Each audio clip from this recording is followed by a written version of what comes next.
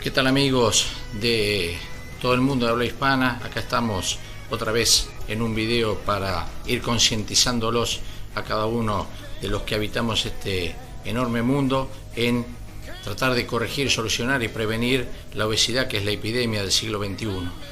Primero quiero agradecer todo lo que puede ser las reproducciones que hubo, en un par de días que tuvimos los videos puestos en nuestro fanpage de la fundación. Hubo más de 300 reproducciones de los videos, quiere decir que vamos por buen camino y estamos tratando de concientizar lo más que podemos. Ahora lo que vamos a hacer es hablar un poquito lo puntual, porque estuvimos desglosando con acá el amigo Pedro lo general del problema. Entonces es ir a lo que puede ser cada uno de los mitos cotidianos, que son las cosas que la gente lo toma como verdad certera y no es tan así, y le va complicando un poco el problema de la obesidad. Las preguntas están a la orden de lo que quieran, las respuestas van a ser siempre completas y lo más claras posible, y lo que le pediría tal vez sería importante que cada uno ponga al escribir una pregunta puntual de su problemática para que la respuesta sea puntual y no genérica, porque de esa manera podemos tratar de solucionarle pequeñas cosas que pueden ser sus dudas. Entonces, yendo puntualmente a los mitos, tenemos muchos, ¿no? Demasiados tal vez. Entonces, lo primero que tenemos que ver, el gran mito de todo, para perder peso hay que comer poco. Es una verdad absoluta, porque por supuesto que el comer poco es un elemento que adelgaza a la gente. Las experiencias de los campos de concentración, la paupérrima forma de vida que tienen en el Cuerno de África, donde los seres humanos están sobreviviendo con bajo peso, eso hace que sea ineludible esa verdad. Y también, ya hace un tiempo que se volvió a reflotar el uso de las famosas dietas de hambre, 500, 600 calorías, que es un invento de la década del 50, que ya Simeon lo utilizaba, con el concepto de que ese es el punto básico de solucionar la obesidad. Pero hay un gran cuestionamiento sobre eso. ¿Por qué? Porque tenemos que ver que la naturaleza tiene una capacidad de poder estar por encima de la idea humana. Por ejemplo, un individuo promedio de estructura, altura, tiene un gasto de funcionamiento de lo cotidiano de 1500 calorías en tareas sedentarias comunes.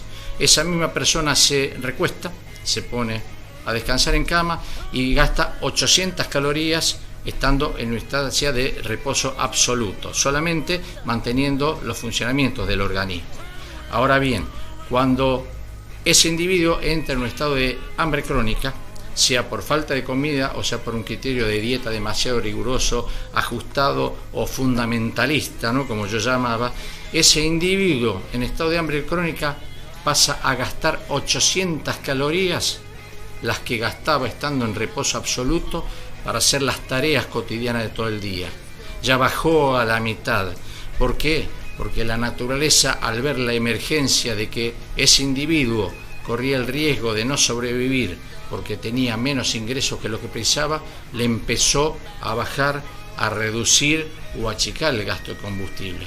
Porque tenemos que pensar que un individuo que muere en la naturaleza es una especie completa que muere.